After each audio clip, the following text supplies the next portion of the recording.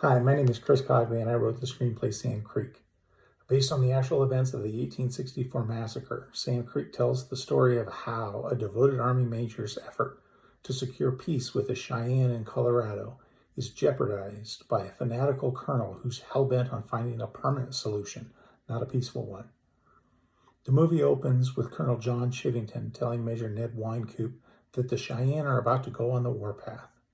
He says that Governor Evans still believes the Indians will move onto a reservation peacefully, but Chivington knows better, and he orders Wynkoop and his men to shoot every Indian on sight.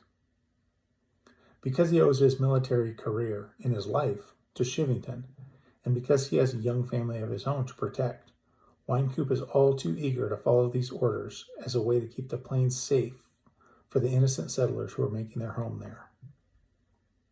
At the main Cheyenne camp, Chief Black Kettle realizes that peace is the only way for his people to survive and begins advocating for it.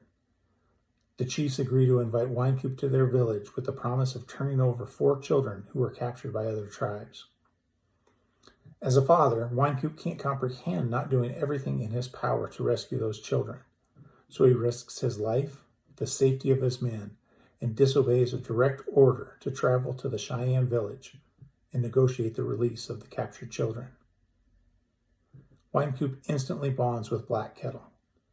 Seeing the Indians as people for the first time, and believing that he's found a way to end the war without further bloodshed, Wynkoop offers to escort the chiefs to Denver to discuss peace with Governor Evans and Colonel Chivington. Viewing this as the ultimate betrayal, Chivington immediately brands Wynkoop a traitor for not killing the Cheyenne when he had the chance. He and Evans listen to what the chiefs have to say, however, and finally agree to peace if the Cheyenne turn over their weapons to Wynkoop and surrender to his authority.